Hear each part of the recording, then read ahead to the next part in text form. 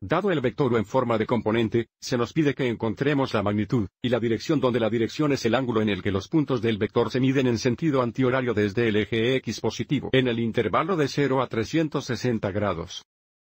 Para comenzar, esbocemos el vector en la posición estándar, lo que significa que el punto inicial está en el origen y luego, desde aquí porque el componente X es 3, nos moveríamos a la derecha 3 unidades. Y luego, debido a que el componente Y es negativo 6 desde aquí, nos moveríamos hacia abajo 6 unidades. Este sería el punto terminal del vector en posición estándar.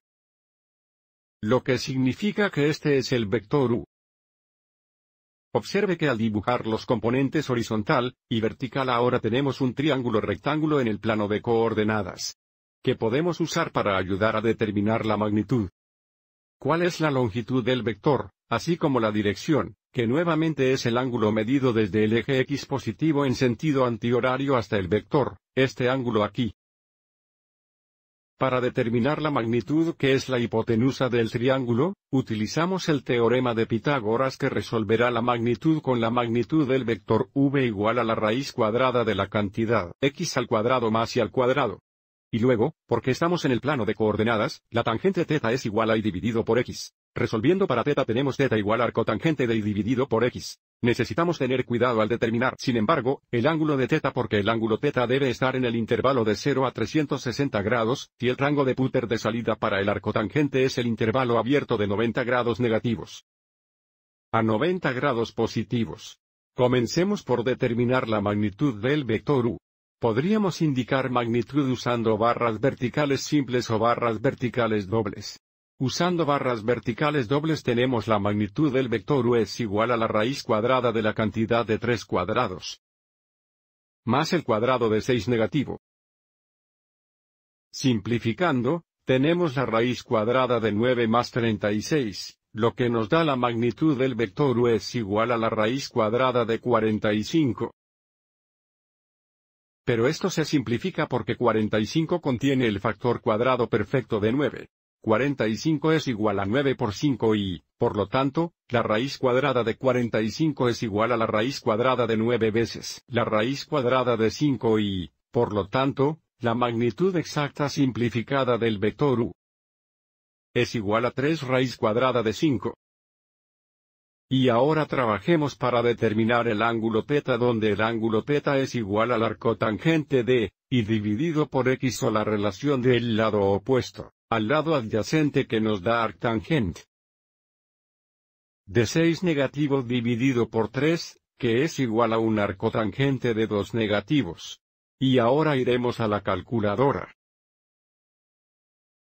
Es importante asegurarse de que estamos en modo de grado, por lo que presionamos la tecla de modo, y notamos cómo se resalta el grado para que estemos en modo de grado.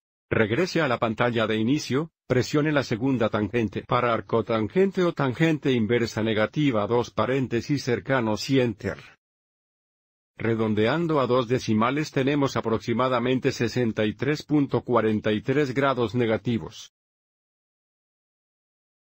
Ahora este no es el ángulo que estamos buscando porque recuerde que el ángulo de dirección debe estar en el intervalo de 0 a 360 grados. Sin embargo, esto nos dirá el ángulo de referencia del ángulo que estamos buscando.